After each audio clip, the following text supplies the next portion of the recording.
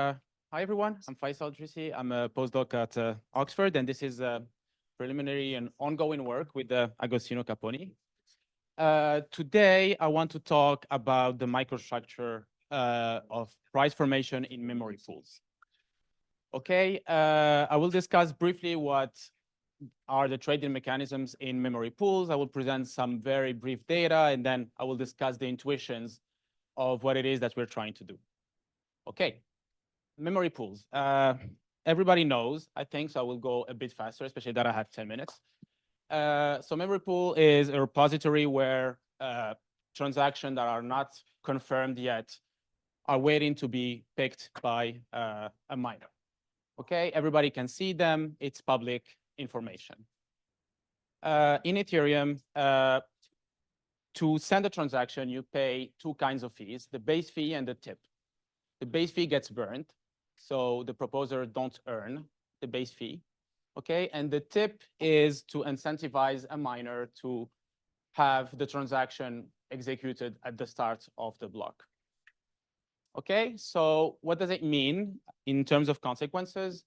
The first thing is pre-trade transparency. What is pre-trade transparency? It means that as an agent, before I send my transaction, I can actually see pending transactions and confirm transaction before making my decision. Okay, and what we see in Ethereum, for example, is that agents enter these competitive priority gas auctions to obtain better prices. Okay, so the mechanics are completely different from traditional electronic exchanges. Okay, it's very nice to see, I think, an illustration of the difference of in the mechanics of a centralized exchange based on some electronic exchange, LOB, OTC, whatever you want, and a decentralized exchange. How price discovery happens in a centralized exchange. If trader one sends a transaction, immediately the price goes up, let's say. Let's say it's a market order in LOB. Okay, whereas if I send it to my decentralized exchange, it's there, I have a potential future price, but it's not executed yet. So it's a potential. Okay, and then if a trader two comes to the centralized exchange, okay, after trader one, he gets executed at price V1. Whereas in the mempool, depending on the priority fee of trader two, of the ordering of the priority fees of trader two and trader one, two paths are possible. Either this or this, okay? They go to the same final point, but as you can see, we cannot use these prices to describe price formation or price discovery, if you wish. Okay, the price formation happens in priority fees. Okay, the public information in the mempool are not prices, it's priority fees. This is where the information is. And if you want to think about price discovery in the mempools, you have to think about the priority fees as a means of price discovery.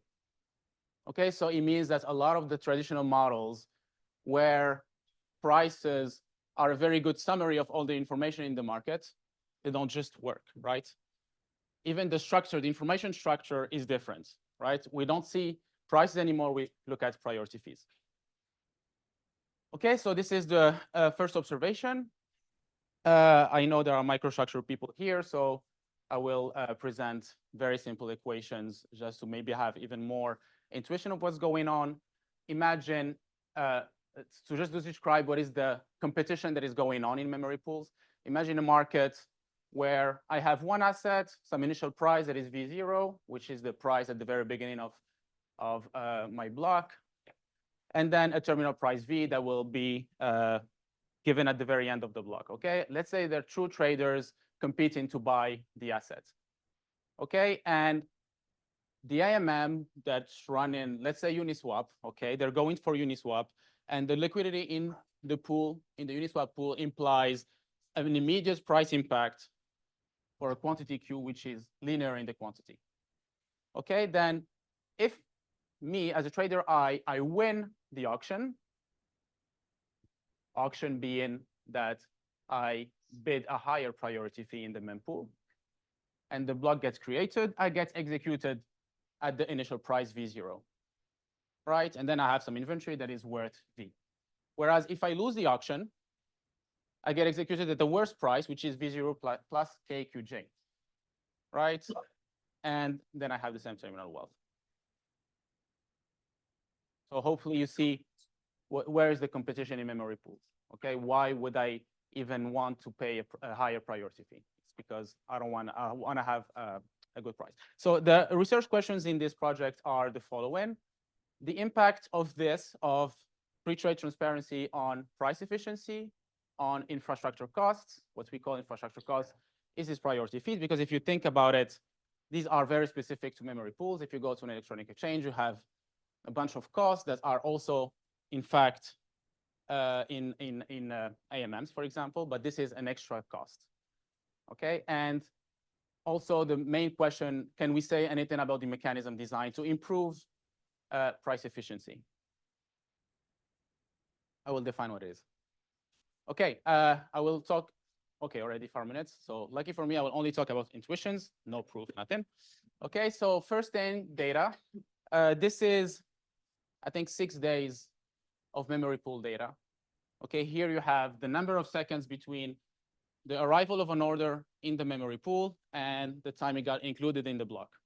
And as you can see, a huge bunch of orders come between 0 and 5 seconds. Okay, so if you look at even just the orders that update means that the priority fee got updated. If you look at these maybe more informed transactions, you can see that a huge portion of them come actually very, very close to the end of this auction, which is today 12 seconds in proof of stake, deterministic 12 seconds. Okay, so what it means in terms of price efficiency, I will talk about price efficiency as being the variance conditioned on public information. And as I told you before, public information memory pools are the priority fees. Okay, in the classical models, you have this variance that usually decreases gradually because you have multiple rounds of trade-in where you actually have clearing. Okay, and because you have clearing, you have exchange of information, so you have this smooth price discovery. Whereas here, what are the incentives for an informed trader to send anything throughout these 12 seconds? Okay, there's actually none, as you can see in the data, and as you can also have as an intuition in your mind, right? If I have information, I have no incentive apart from maybe an entry deterrence, but then it's false information. But if I have information, I will never be truthful until the very end of this auction, of this 12-second auction. Okay, 9 out of 11. It's good.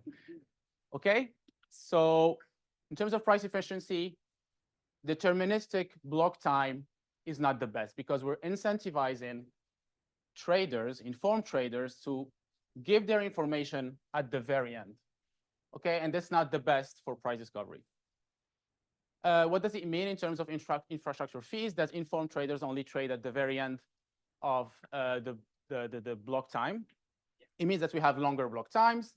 And if we have longer block times, we give time for the price to diffuse. So which means that in the presence of a centralized exchange where price formation is continuous, we have very good quality signals that can be very large. And if you know a little bit about auction theory, you know that if you have an equilibrium which is increasing in the value of your signal, which it means that you will have very high priority fees. Okay, so another consequence of deterministic block time. Two other things that are very interesting to also have as an intuition is that if I have a low liquidity supply, it means that the potential loss from losing the auction, from having someone has their trade before me, is higher. The potential loss is higher.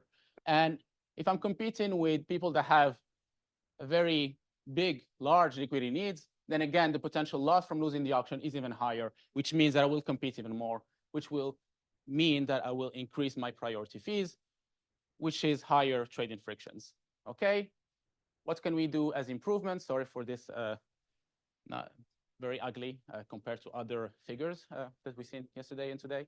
But what can we do is what we propose and what we're working on right now is to say random block time. I'm saying random block time because a lot of people are talking about shorter block time, random block time, and not shorter block time are maybe an answer. Because for many reasons that I don't have time to go through, because I'm seeing some angry faces here, they both reduce the execution, the priority fees, but they also improve price efficiency, because if we have random termination time, let's focus on the green curve here, which would be something like proof of work, which will be between 12 and 14 seconds. Let's say you basically incentivize informed traders, because there is a risk that the block gets created without their orders, to actually communicate a little bit before 14 seconds. Okay, and then they communicate if they have the chance to revise their priority fees again at the very end. But if you imagine a mechanism design where you have periodic times where randomly the block can get created, then you can actually even improve more. And that's still last word.